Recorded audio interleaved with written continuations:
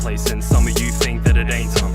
I was born and raised here, so how can I go back when here's where I came Hello everybody, I from? hope you're having a wonderful day. I'm having a great day. This is a little bit later than normal, and I'm sorry about that, but hey, what did you think of that cool new intro that I did? I thought that it was really well done, but hey, that's just me. I think it was a great idea for the show, and it really adds to it. But I know a lot of you guys are here just for my news, so here we go. I'm just gonna hop right into it. Okay, so this one's not really much news, but if you are looking to get cyber job or a cyber intern, and you are in the San Antonio area, Cyber AIT is running a convention there at actually tomorrow at 11 a.m. to 3 p.m. Go. You might find something. I don't know. It's just for people that live around there. Now, I honestly don't want to cover this, but this is technically news, and I have to, regardless of how I feel about it. Basically, the co-founder of the web hosting service Wikipedia appears to have become the latest string of high-profile individuals to fall victim to a social media hacking. On Saturday, the verified Twitter account of Jimmy Wales, he's the co-founder, was accessed and tampered with to tweet the message "Rip Jimmy Wales 2016." Basically, the tweets have been deleted and it's all been taken care of. Quick story. So this next one is also from InfoSec Security. A lot of these are actually from InfoSec Security. Not many other people reported this week. So basically, Twitter announced this morning that they banned over 360,000 accounts, literally today, over the last year for violating its policies on the promotion of terrorism and violent extremism. The announcement comes at a time when the microblogging service has come under interesting pressure over its handling of accounts that allegedly support terrorism, as well as for the way it handles abuse. So that's great. Twitter's making a stand to their abuse. It's good to see one of the media accounts handling their copyright and bans, but it's great to see that they're taking a stand on how they handle and manage their website. It's a great new outlook for them. Basically, Twitter's becoming better and better as it goes on. Glad to see that they're improving. This isn't really much evidence, or, well, I shouldn't say that, but right now this is a claim. There's not a lot of evidence because the guy giving this out could probably be shot by the government for releasing these things. But basically, you guys all remember when Snowden released about how that the government was spying on everyone and that they said that they stopped and they were spying on other governments? Well, they've been doing it still for the past 5 years.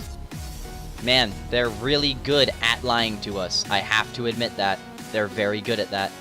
As of this point, I want to make one apology. I just noticed that I was getting way too into this and putting my own views into this. That is not the way I want my news series to be run, and it's not how it will be continued to be run for the rest of this video. My apologies to anyone that was offended during this.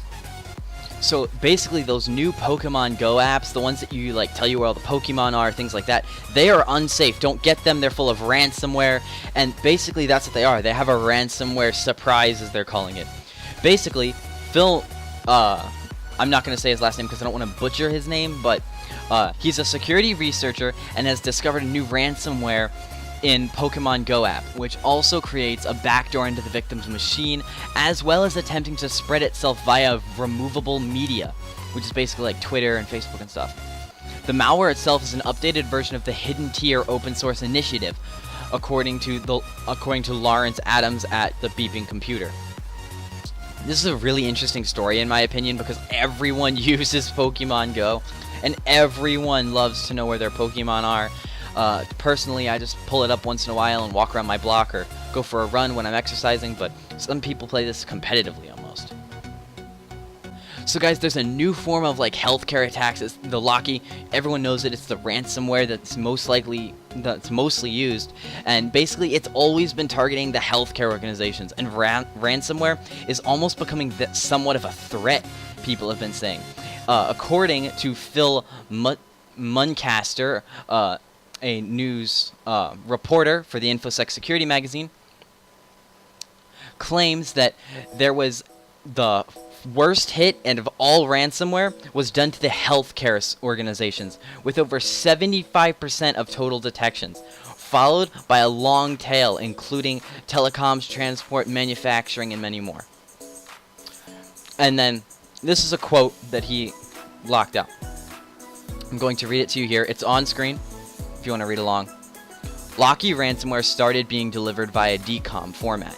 Email attachments more excessively being in August.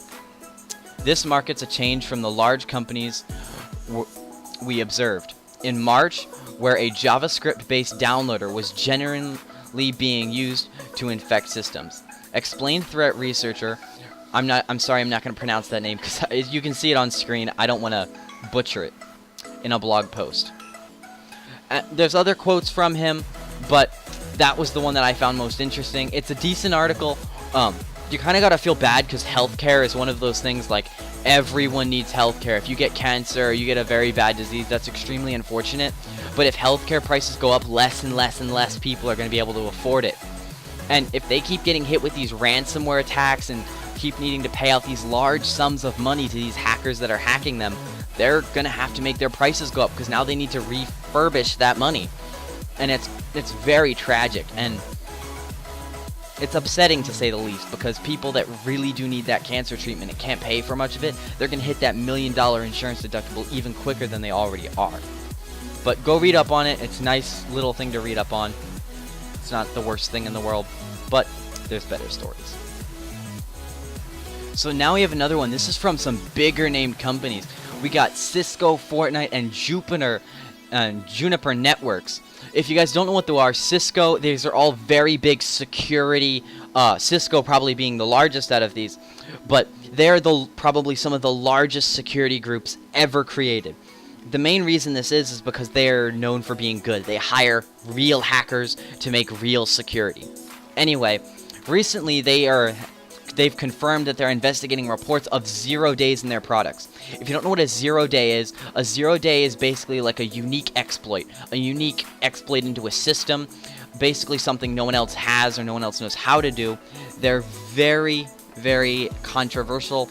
You're not allowed to have them either, and they're a huge problem because if you don't know what it is and no one else has it, it's very hard to patch something you're unaware of. So basically, they're going to try and hack their own systems and patch these. So hopefully that won't happen anymore.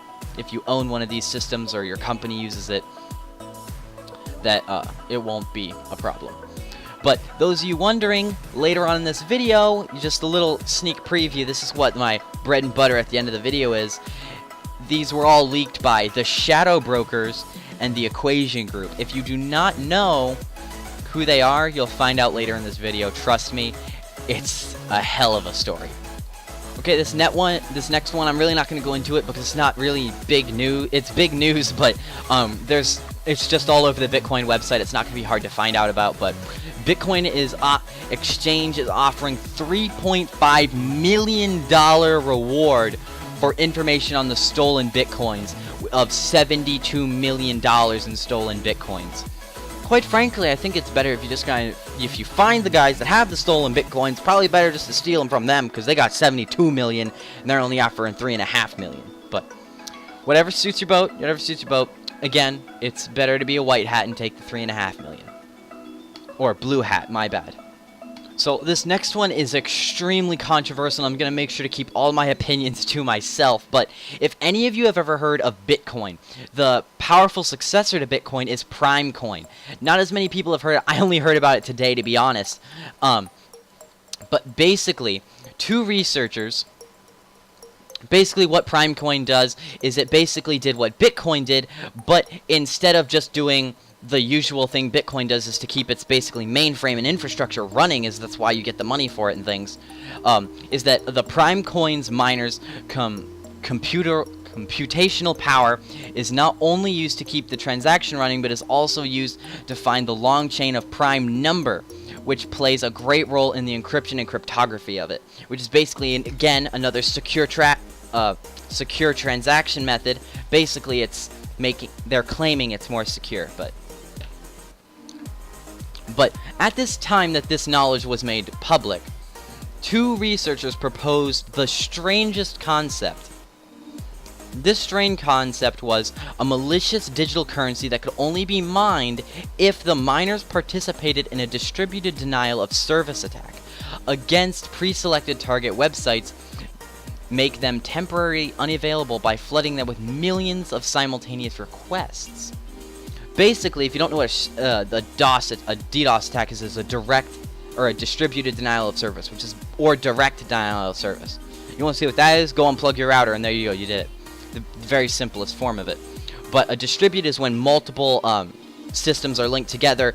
Bam, DDoS attack. And a DOS attack is roughly the same thing. But they're saying basically that a lot of people could just join into this on your own machine and work in the distributed denial of service attack and basically making a website temporary offline. The theory is that, let's say 10 million people do this and they attack, I don't know, Amazon.com, and then Amazon.com becomes unavailable. That's the theory behind all of this, although that wouldn't happen because they probably have 10 million users simultaneously. So DDoS Coin was developed, which is basically what this new was developed by Eric Woodstrow and Benjamin Vedersut from the University of Colorado Boulder at the University of Michigan, which is MIT. It's theoretical encryption that rewards miners for opening a large number of TLS connections to target web servers. Technically, what they're doing, I looked into this, is not illegal because it's just them visiting the website. There is nothing illegal about someone visiting a website multiple times under multiple connections. There is nothing illegal about that. But now you're going into the whole organized crime type thing, and it gets really gray area, and I'm not going to go over that. If you want to, you can dive into it yourself. And they have gotten proof on this article that people have been paid for doing this DDoS participation. And he actually quoted something, I'm going to read it right here. In moderation of TLS, the server sends a signal client-provided parameter during the handshake, along with the server-provided values used in the key exchange of connection. The researchers wrote in the paper DDoS Coin. Cryptocurrency with malicious proof of work, allowing the client to prove that it has participated in the DOS attack against the server. So basically, what that means in a nutshell is if the server proves that you helped in the DOS attack against the server, you get rewarded with currency. There's a diagram on screen. I will put this diagram on screen now if you guys want to see what it is. But it's very interesting. It's extremely unique. It's a unique idea, but they are skimming that line between legal and illegal, because Bitcoin was doing the same thing, but these guys are getting even closer, like just scratching the silver off of the lining, and it's just, I don't know, one slip up and they can get scorched for this. But it's interesting. It's interesting to say the least. And there's nothing else really to say about this. But anyway, again, no views on this. But that's the end of this news. On to the next one. So this is my bread and butter of this episode. This is what everyone's probably waiting for in this video, because you've already heard about it on the news everywhere. The NSA got hacked. Basically, it's a huge debate, and it was done by the Shadow Brokers and the Equation Group. Basically, there's going to be a ton of images flying up on the screen, guys, by the way. It's just as I discuss this. This I am going to put my own views in, so if you don't like them, you can just disregard them. And they're not going to be like, I'm going to make a whole nother video just dedicated to my views on this. But, actually, yes, I won't put views in this. I will make a whole one dedicated to that. But basically, the Shadow Brokers has not been officially linked to Edward Snowden, but it's been suggested. We'll say that at least. But, however, GitHub, and they basically leaked all of these NSA hacking tools, like 0 days, like I said earlier, for Cisco, Juniper, and, this is not legal. This is not legal for them to do. They are not allowed to do this. If a citizen can't do this, they cannot do this. But, however, GitHub deleted the files that they publicly released due to the government's pressure. Because they don't want to get their website 407 claimed, probably.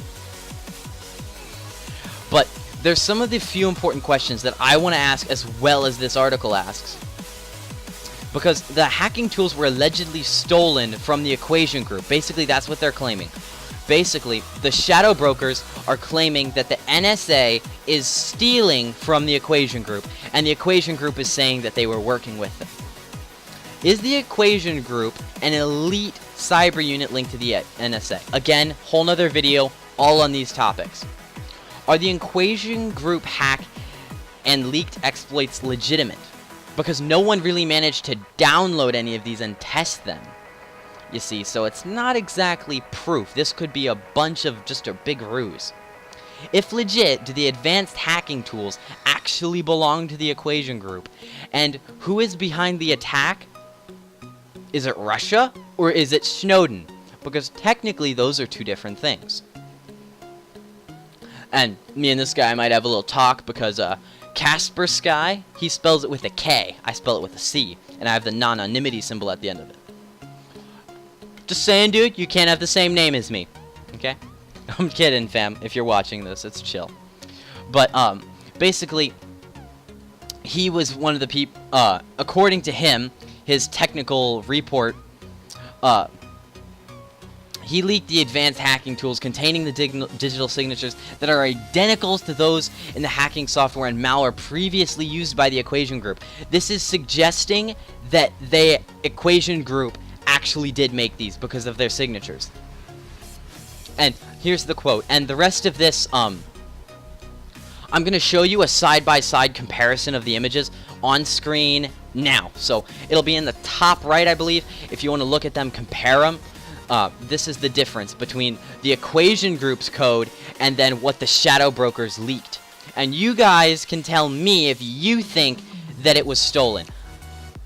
I will tell you what I personally believe in that video that I'll be making later. But this was their quote. While we cannot surmise the attacker's identity or motivation, nor where or how this pilfered trove came to be, we can state that several hundred tools from the leak share a strong connection with our previous findings from the Equation Group. That is what Kasper Sky said in his research blog post. Again, he's a pretty decently trustable guy. I mean, he has the name Kasper. He has to be genuine. But this is, again, a very sensitive topic, which is why I'm going to make a whole nother video on it. But basically, the rest of this, I'm going to conclude it here. On Wednesday, I will be uploading another video basically giving my opinions. I will cover all of this in depth because I personally don't think...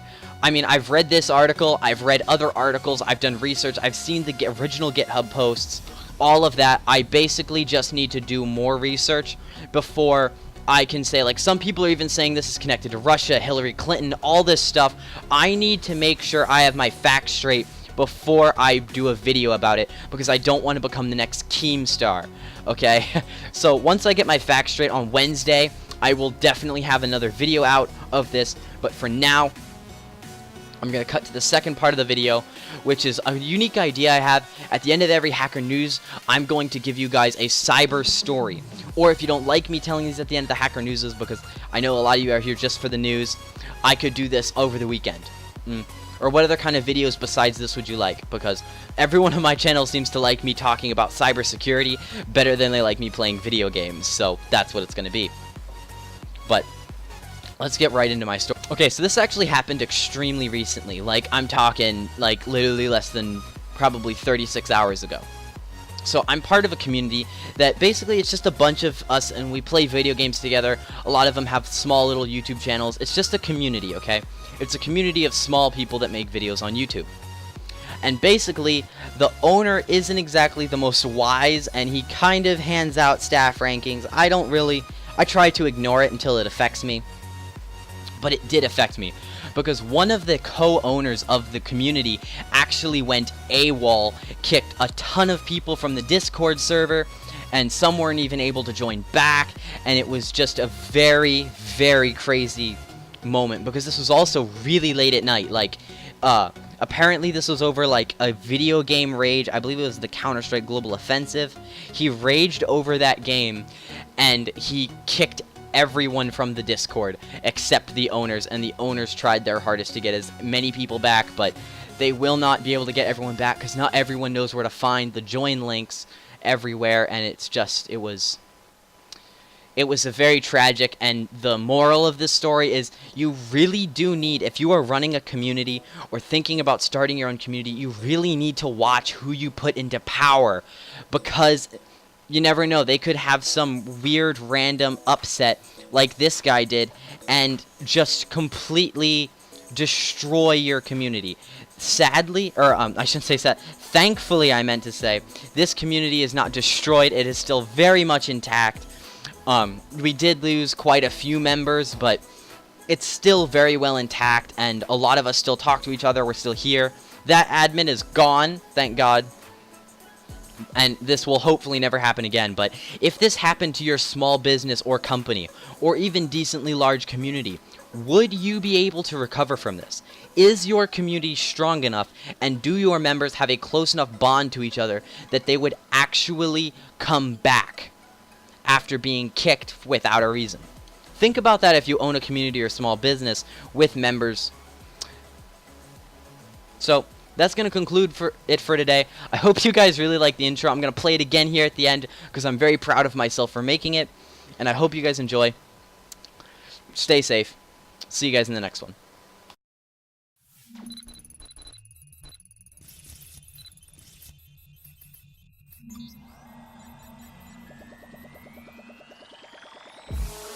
This is my home, my place, and some of you think that it ain't something. I was born and raised here, so how can I go back when here's where I came from?